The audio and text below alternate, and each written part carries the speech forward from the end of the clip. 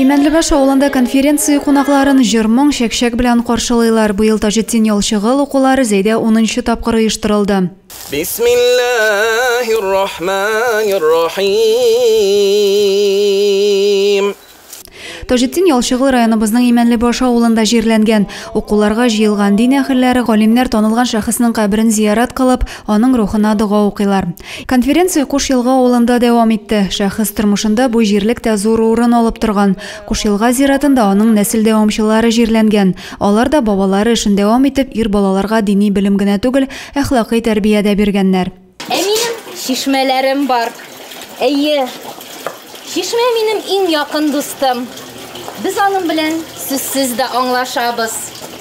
Авылдагы Хәзрәт шишмәсе дә Ялчыгыл нәселе хөрмәтенә булдырылган. Бу эштә Татарстан рәисе аппараты җитәкчесе Әсхат Сафаров булышлык итә. Аның да Ялчыгыл нәселеннән булуы мәгълүм. Талантлы шәхес бездә тумаса да, гомеренең иҗади өлешен Зәй буйларында, хәзерге Түбән Кама һәм Зәй районнарында үткәргән. Иҗтимагый, әдәби һәм гыйльми педагогик эшчәнлек белән шөгыльләнгән. Китаплары да биредә язылган. Таҗетдин Ялчыгыл оныклары ел сайын зур горурлык хисләре белән бу чарага киләләр. Елдан-ел аның дәвамчылары барлыкка килә. Бүгенге көндә 300-дән артык оныгы булуы мәгълүм. Менә хәзер мин бабайның эше иҗатын тикшерү хезмәте белән дә алып барыла инде. Бу параллельно бара бу эшләр барсы да. Елдан-ел барыбер да ошышлар күп. Быелгысы елны менә шуның кадәрле дулкынланып көтәбез менә туганнарны, яңа туганнар барлыкка килә. Ялчыгылның иҗаты һаман барлана. Аны яшь буынга җиткерү юллары эзләнә. Бай дини мирасны буыннан буынга тапшыруның никадәр әһәмиятле, мөһим икәнлеген һәркем аңлый. Район җитәкчелеге, монда хезмәткәрләр бу чараны оештыруга шундый зур өлеш кертәләр. Һәм менә бу үзенә күрә Зәй төбәгенең генә түгел, безнең татар дөньясының үзенә күрә бер бәйрәме, милли рух. Без үзебезнең шушындый тарихыбызны, үзебезнең күренекле кешеләребезне белергә, аларның эшчәнлеген яшь буынга җиткерергә тиеш.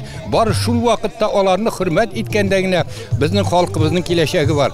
Ялчыгыл хезмәтләренең яшь буынны тәрбияләү, традицион ислам кыйммәтләрен үстерүдә дә өлеше зур. Шуңа күрә ул гади гына эшчәнлек җырлап, биеп, шигырь сөйләп кенә түгел. Ул телебез безнең иң кадерле безнең тарихи мирасыбыз. Менә гәрдә сез тел мәсьәләсенә. Бу менә мондый чаралар әлбәттә шуның күркәм бер мисалы үрнәге булыр да. Менә башка районнар, шәһәрләр дә үрнәк алсалар, менә шул безнең хәрәкәт була. Таҗетдин Ялчыгыл гомеренең соңгы елларында Зәй төбәгендә яшәп, әдәби иҗат һәм тәрҗемә белән шөгыльләнә. Аның хәвәскәр табиб булуы, авыруларны дәвалавы да мәгълүм. Ул үзе яшәгән бар җирдә дин сабаклары укытып, халыкка дини тәрбия бирә.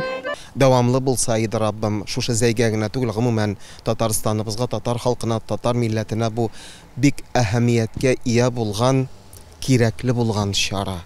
Чөнки шушы чара галимнәребезне кире җәмгыятькә кайтара, танытабыз, әлхәмдүлилләh, күрсәтәбез, аларны бөтен яктан өйрәнәбез һәм күп мәгълүмат алып, кызыксыну уятабыз, кызыксындыру уятабыз, әлхәмдүлилләh. Кушъелга мәдәният йорты каршында күргәзмәләр эшләде. Конференциянең пленар өлеше Ялчыгыл мирасына кагылышлы чыгышлар белән дәвам итте. Утырышны район башлыгы Разиф Кәримов ачты. Зәйлеләрнең олуг шәхеснең мирасын өйрәнүдә, аны саклауда зур эш башкаруларын билгеләп үтте.